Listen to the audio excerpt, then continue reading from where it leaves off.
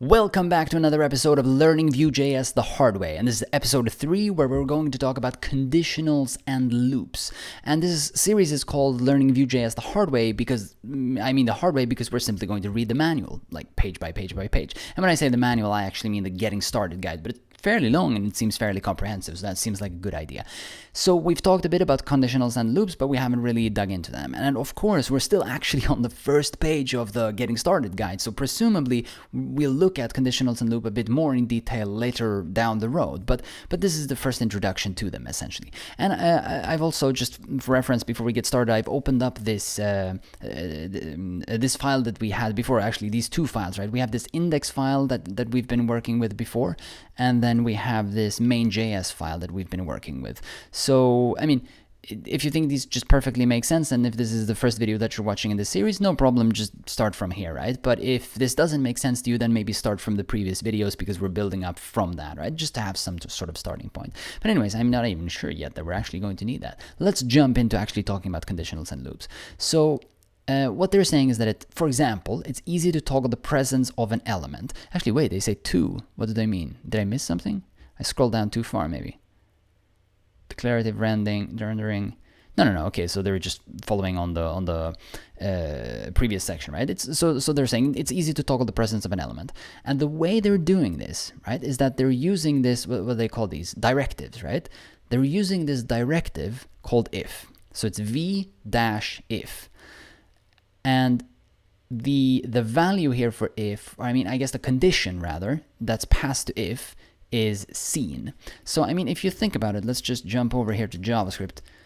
This would be, in some sense, I guess, equivalent to the idea of saying if parenthesis and maybe some function seen, where you're passing not necessarily this, but where you're passing model.scene or something like that, right? So it's like, or maybe data.scene, or app.scene, I should say, because we have access to app dot things, right? Like, so this scene is the key that they will, whose value, which's value they will check for in our data object. So if we have a variable in our data object called scene, so if I have scene :true, then the value for scene will be true, and hence this if will evaluate to true.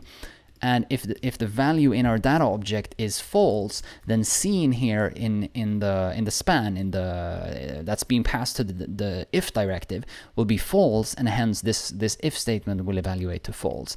But anyways, what they're if we just, like, at face value try to analyze this, it seems that, to me at least, what's interesting about this particular, let's say, design decision that they've chosen is that the if statement is a directive that exists, or that we specify on existing elements. What I'm trying to say is that we're using here this span element. We're here using this span element, right, which is the normal HTML element. And when we get to components and all that, we'll see that this could probably be a component. But we're saying that show this span element if the value seen, or if the variable seen is true. This is in opposition to, for example, something like the old framework, or the old library called Mustache.js, for example. So there is, actually, let's just Google Mustache first. Mustache.js.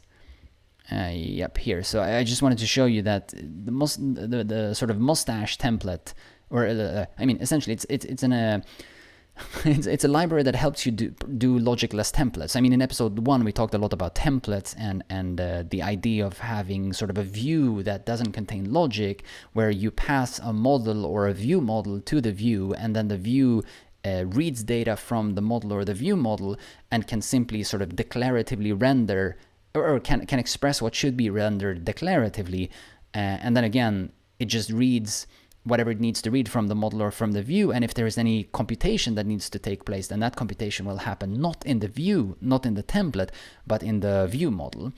Or if you're in a sort of MVC world, it might happen in the controller so that it's then loaded up into the view, into the model, so that the model already has pre-computed properties. Maybe it doesn't really make sense what I said about the controller. I mean, it might be in the controller, but it might also be in a different model. This is the whole debate of, I mean, some years ago there was this whole debate about fat controllers or skinny controllers, right? And those are some interesting thoughts those are maybe some interesting keywords to Google if you're interested in that, right? I mean, the idea was that, of course, even controllers should be skinny, so you shouldn't put too much logic into controllers. You should take that you should instead introduce more models and put the logic in those models.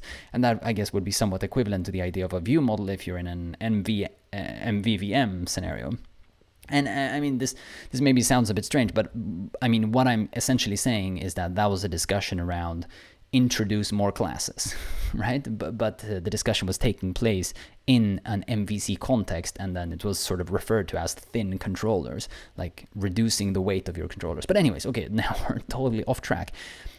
The reason I brought up Mustache here, right, is that, okay, there are a bunch of implementations for a bunch of languages, but if we open up the GitHub or the implementation for JavaScript, and we open up the GitHub page just to get some of the documentation, there's this section where they talk about iteration over a non-empty list, right? So they have an example here above with a person, and this is why they're continuing the sentence. If the person key exists and is not null, undefined false, and is not an empty list, then the block will be rendered one or more times. This doesn't matter. Essentially, what they're explaining here is that with the Mustache syntax, you can render a block multiple times, where each time that you render the block will be, where each time you render the block, that time will be conditionally based on the item that you're currently in the iteration. That was a very strange way of expressing it. Essentially, it's exactly the same thing as a for loop, right? So when they, in this example here, when they say stooges, right? Let me make this a bit bigger. When they say that, okay, they have a template here where they say mustache hashtag stooges, then they're saying there's a variable called stooges, and it's going to be a non-empty list. And if there are items in that, I mean, they're actually not specifying that it's a non-empty list, but like if that happens to be a non-empty list, then render this block or execute this block every time for every stooge, I guess, right? And then I would assume that this name property then refers to that stooge.name. I'm sorry, I don't even know what what stooges are. So maybe it's like from some movie or some stuff like that. So maybe a stooge doesn't make any sense. Anyways, so for every person, right, in this collection of stooges, I assume that will be sort of bound to this within every block. And then when you say name, you essentially mean this.name. So you mean that person from the stooges in that iteration. Now, the reason I'm saying this is that this is fundamentally different, like fundamentally very different from this idea that we have in Vue, right? Because where is the if here in Vue? Sorry, I mean, I'm talking about if here in Vue, and we were talking about for each in Mustache. Maybe we should find if here actually, because probably if works exactly the same thing. Let's just, can I do, no, so if we just search for if here. Wait, we call it logicless because there are no if statements, else clause, or for loops. Instead, there are only tags. Some tags are replaced with a value, some nothing, and others a series of values. Actually, I would say there are for loops. I'm pretty confused. Anyways, let's go back to the stooges example. So okay, let me make the analogy instead. We will talk here in Vue.js also about for loops, but what I'm trying to emphasize, right, is that, and I think actually, let's look at this, right?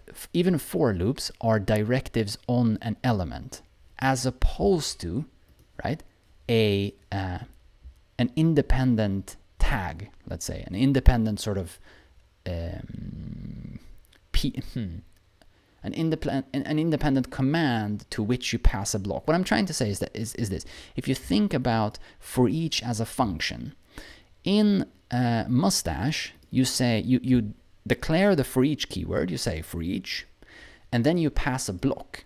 Now this block in this case happens to be a block of only a single element, right? Because then we end it here. But it could have been a set of, or like a series of b tags. So it's a block of things that need to be executed.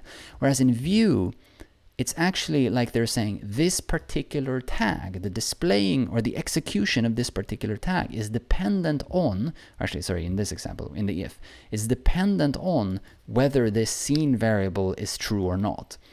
So that's like saying that there is, wait, sorry, cat pause.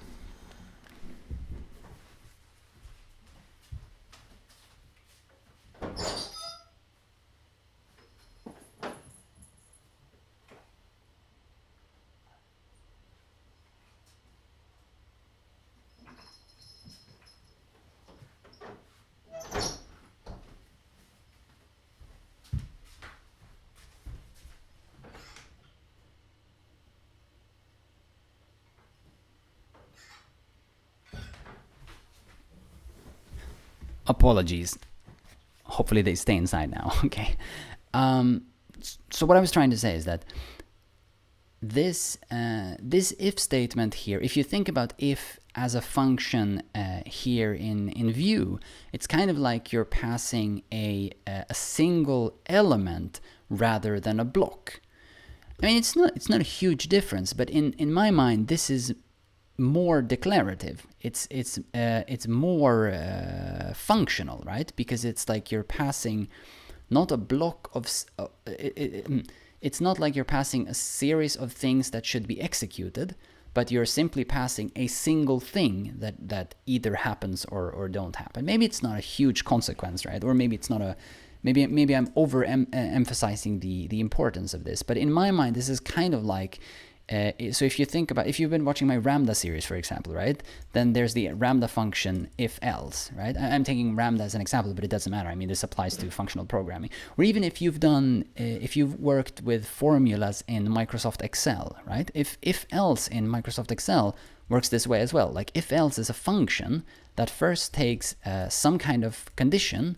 So like, whoa, condition. So some kind of function that can either evaluate to true or false, and then it takes whatever it should put in the cell if the condition happens to be true. So let's say when true, and then what it should put into the cell if that thing happens to be false. So and in Ramda, like this condition is a function, this when true is a function, and this when false is a function. And in Excel, I guess this condition is a yeah, I mean, actually, they are functions as well, but it's like you're sort of inlining those functions because you're referring to different cells. So, side note, I think in some interview, Simon Peyton Jones, he wrote, yeah, I'm sorry, wait, actually, let's figure this out. Simon Peyton Jones, he wrote a Haskell compiler, I think. Functional career, and he's a major contributor to the design of the Haskell programming language and a lead developer of the Glasgow Haskell compiler. Okay, so maybe wasn't, yeah, I shouldn't guess, but I mean, he's a famous guy in the Haskell community. If I'm not mistaken, in some interview somewhere, he said something along the lines of that his favorite language after Haskell is Microsoft Excel, because it's actually functional, right? So in some sense, it's very easy to keep it to keep your spreadsheets clean if you think carefully about what you're doing. Anyways, that was a total side note. So what I'm trying to emphasize is that Vue.js's if statements and what we'll get to in a moment, which is for loops, to me kind of seem more functional, right? As in functional programming, because they sort of follow this thing where it's like condition, and then let's say true, yeah, like when true function, and when false function. But in Mustache, for example, it sort of follows more like the sort of, let's say, Ruby or C# way of thinking about an if else, where it's like if else, but it's actually for them it's a for. But I'm just saying if else now for the sake of comparison, where it's like if this condition, then then do this block, and then there's a block here. And then there's like an end keyword. So in Ruby, right, this would literally be if some condition, do, and then some piece of code, and then end, right? So it's like we're saying carry out these imperative statements, and actually, right, execute these statements if the condition happens to be true, which is kind of different from render or run this function, right? This single function, or I mean, render makes perfect sense because we're now talking about a view, right? We're actually talking about rendering. So it's like render this component if the condition happens to be true. So in my mind, that seems more functional. And like, let's say if the language supports not necessarily side effects. Sorry, that was a bad thing. What I meant is if it supports variables in a view. I'm not sure if Vue.js does, right? And in some sense, I guess hopefully it doesn't, right? But if you could define variables in your view, which again probably you shouldn't because they should be logicless and declarative, but if you could, then it's easier to not make mistakes when you have this more functional syntax because there is no block that's nested inside the if, right? So you don't have, let's say, block scope. But if you have a block like this, then what happens if you define a variable here, right? If you say that x is foo, so sorry, now I'm mixing lots of different syntaxes. So if this was Ruby, I would say x equals foo. So if you declare that, does that exist here or not, right? Do we have x outside or not? I mean, if the condition is true, then you could argue maybe we do. But if the condition is false, then of course we don't. But then if we have block scope, then of course it only exists within this block. But it's very easy then to make this mistake of calling it here. Anyways, I mean, now we're splitting hairs and we're on a total sidetrack. I thought that was interesting at least, right? Because spontaneously I thought it was an interesting choice to choose to put the if keyword on the tag itself, or like on the element. So anyways, that's how what these look like. Let's actually try these out, right? So let's say we have this app, and then first let's go to the main.js and remove these silly set timeout things that we've added, right? Because if you remember, let me open up this app. So back to index.html, and then let's open up this file. Whoops, wrong command. Open like this. Yep, and then you can see we have these silly things that happen after a while because of these set timeouts that we tried out in the previous episodes. Let me remove those set timeouts, and let me just save that, and let's refresh this page, and we can see, yeah, okay, so now there's nothing special going on. And let's just add a name here, right? Let's say the first name is Joe, and the second name is Doe. We'll save that and we'll refresh, and we can see that works. Okay, so what do we want to do? Well, we have hello view. Yeah, well, let's just do something silly, right? Let's go to the index.html and say that we display the name if, let's say, well, I mean, it doesn't matter. Let's just say if show is true, okay? So there's a variable called show. And then let's go to main.js and say that there is a variable, let me put that up here, called show, which is false. Whoops. Let's save that, let's refresh this, and you can see we don't have the name now, right? But if we change the variable false to true in our data object of the view instance, then of course now our name is shown. So yeah, I mean, there's not a lot to it, right? And then of course we could nest this arbitrarily deep, right? Like I guess we could, yeah, I mean, that's interesting. I guess we could say name.show or something like that, right? So if we then jump over to main.js, so instead of just specifying show as a sort of root property, or as a property directly on that object, we're now putting it on a sub object of the object, right? So we have the data object, and then we have the name property, and in the name object we put the show : true. So alongside where we have first equals Joe and last equals Doe. So let's go over back to index.html, and then I guess, yeah, okay, so we've already changed this. I guess we have to say name.show. I mean, I'm just guessing, but I assume this would work. So now it's showing, but that might also be because we have an error, right? So let's change it from true to false, and let's see if it disappears. And it disappears, right? So of course then we can say like a.b.c and so forth. So I mean, yeah, we can show stuff and we can hide stuff. Let's go back to the guide, and let's actually move on, right?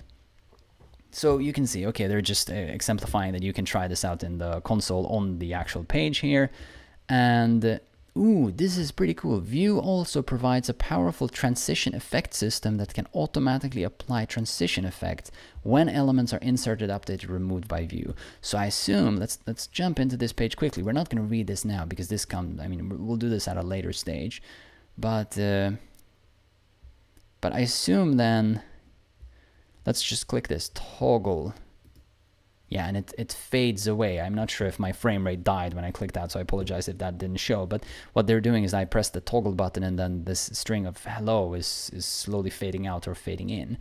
So that's pretty cool because it's declarative and because they have a single, right? Think about what we talked about now, right? Where it's like it's more functional. So they know that the only thing that could go inside of an if statement is a whole component. So either that whole component is visible or it's not. Like that's the if statement. There's nothing more to it, right?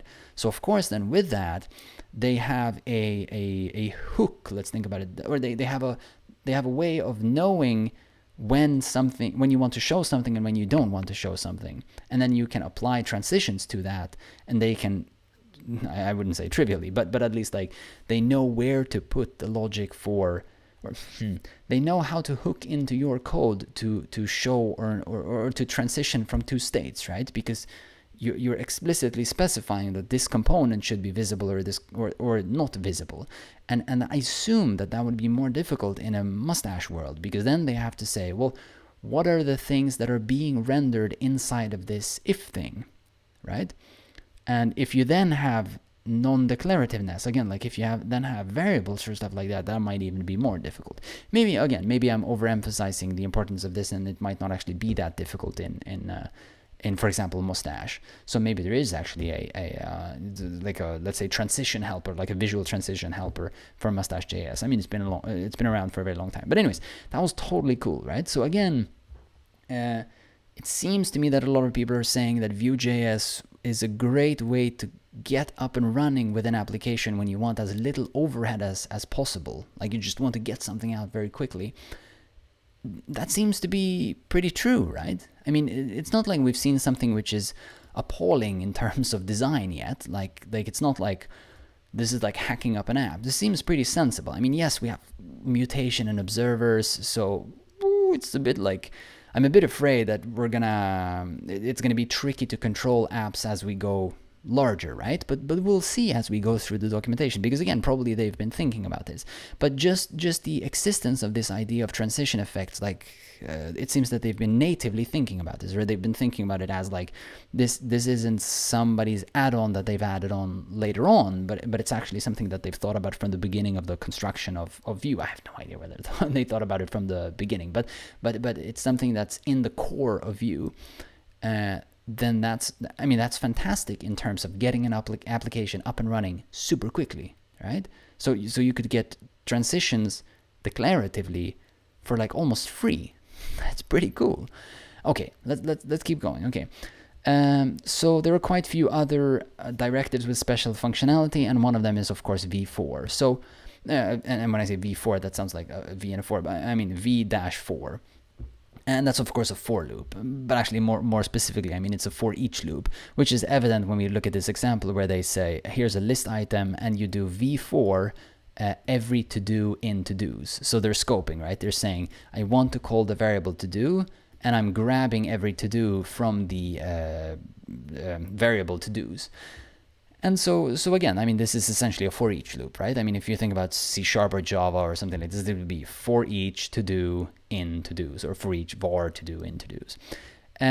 So let's add some data, right? Let's say, oh, sorry, I was actually in the right place. Let's go here into the data object and say, I don't know, maybe fruits. And then we have an array, and then let's add an apple and a pear and a banana. Banana? Banana? Okay, sorry. Okay, banana. Okay. And then index.html. And then, yeah, I guess we're in this app element, and we'll do something like, let's do the same thing, right? Like we'll do an unordered list. I mean, they did an ordered list, but whatever. And then we're just going to put an li element, and then we're going to say v4, and we're going to call it fruit. Let me just say f. No, okay, sorry. Let's just say fruit in fruits. Close that. And then what do? Well, we render something here. So I guess we render the fruit, right? Because for us, these are not objects, but they were strings. So let's save that and let's go to the page and let's update or let's refresh and see what we have. So Joe Doe is back, right? Because, wait, Joe Doe, you usually say John Doe, right? Why did I write Joe Doe? Maybe I'm watching too much Joe Rogan. Okay, so we have the fruits. That was the point, right? We have an unordered list of fruits. And of course, we could trivially change the LIs here to OL to make them an ordered list. It doesn't really matter. Ooh, actually, we couldn't. Was it not? Ooh, sorry. My bad. We are missing an LI. No. Sorry. I changed the LI for OL, but I should have changed UL for OL. My bad. Of course, that's the way it should have been. Sorry, there's incorrect HTML. So 1, 2, 3, we have an apple, pear, and a banana. Super cool, right? And of course, what they are emphasizing is that your object could be more complex. So instead of having just strings here, we could have like name, and then we have some other property. And I mean, I don't know what this other property would be. Like, let's say amount. Let's say 2. Let's close that. Let's do this.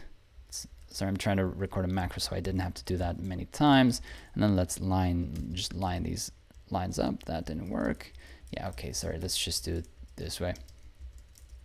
And then let's say 10 here, and I don't know, 4 here, okay? So now if we just refresh, of course, now we have objects instead of strings. So if I refresh here, that doesn't, oh, wait, actually, do we have syntax error somewhere? I'm missing a comma here, okay. Let me do it that way. Let's save that and let's refresh again. Okay, now so you can see this stuff, the top stuff in the page works fine, but the list now renders objects. Actually, this is pretty cool. Instead of just sort of throwing like a bracket, like a hard bracket, and then writing object, which I guess would be the trivial thing to do. It seems that I assume that Vue has a two-string implementation for for arrays, so that if you print an object, they're actually like pretty printing the object rather than just printing the type of the object. So that was pretty cool. But anyways, I mean, we're getting objects out, but probably we don't want objects out. So but now we can interact with them, right? We could say, I don't know, fruit.name. Well, let's do this. Let's do fruit.amount, and then let's say pieces of, and then fruit.name, right? And then let's refresh. And we can see, okay, 2 pieces. Yeah, actually, let's go away from OL and let's go to UL.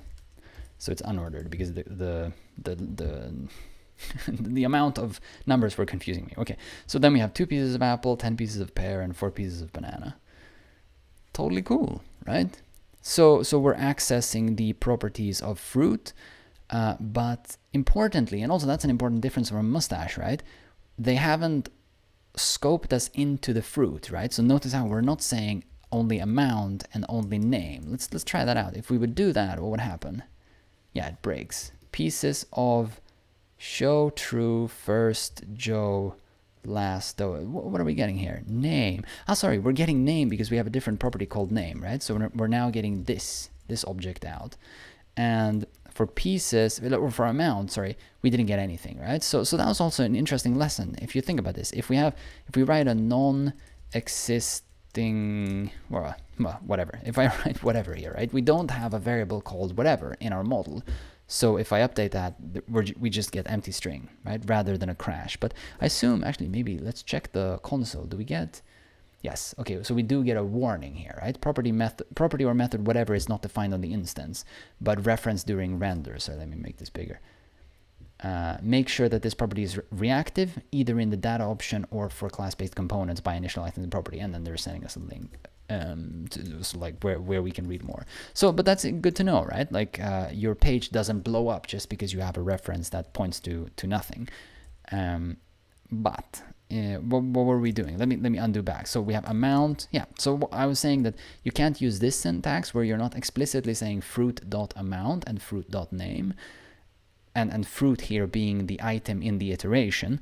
You have to actually, you have to explicitly say it, fruit.amount, rather than just saying amount and rather than just saying name, which is different from the way Mustache was handling it. Mustache? Anyways. because they automatically scoped us in there. But and the benefit of doing it this way is, of course, that we now have we now have access to the normal scope as well, right? So I mean, what I mean is we could also here put let's say name.first, right? And then maybe say colon, right? As if that's the person who's ordering the fruit or whatever, right? So probably there's a way of doing that in Mustache as well, but the point is here then we are jumping up the hierarchy inside of this this li. And I assume, I mean, this spontaneously you might think that, okay, well, maybe that isn't a good idea, right? And I would agree, probably that isn't a good idea, that we're jumping up the hierarchy. But then we are probably looking at something like components, right? Where this li should probably be in a component of its own, and we're sort of passing data down into that component, so it's rendering based on data that it's being passed locally through, I guess, what in React or Redux would be called props. But yeah, I mean, now we're just hacking something up. So but yeah, probably in the future this should be turned into a component. Let me undo that away, so we just have the fruit stuff again. Let's jump back to Vue and see if there's, like, to the documentation, and see if there's anything more we should check out, right? So they added a bunch of to-dos, and you know, that's fine. It's not super similar or it's not anything more sort of than our example. But yeah, of course, they're showing that you can add data. I mean, that's of course important, right? So let's save that. Let's jump over to main.js, and let's do another set timeout. So let's say it's set timeout, and what we're gonna do is we're gonna say app.fruits.push. And we're gonna push orange and amount, well, 1, whatever. And we are gonna do that after 2000 milliseconds. So let me compact this a bit, like that. Okay, let's save that, and let's go back to our app, and let's run that. And you can see after 2 seconds we have 1 piece of orange added also. So I mean, it's reactive, right? This is actually pretty cool, right? It's very, very convenient. And of course, I mean, maybe their example of a to-do list was pretty good, because you have to put yourself in the situation where of course now we're only rendering strings, right? But of course you could put other stuff. Like, of course you could have a checkbox, and then that object would determine whether it's checked or not. And then hopefully now you're seeing how it would be somewhat trivial to build a to-do list. And also, like, if you then fetch that list of to-dos from the server, then you're super close to having like a full-fledged application. And if you're using something like Firebase, then like prototyping an application would probably be like extremely quickly, or would be extremely quick. So just a quick plug, right? After I've gone through this Vue series, or at least when we've gone far enough, what I'm gonna do is I'm gonna try to build a to-do application using Vue.js. Using Vue.js and Firebase.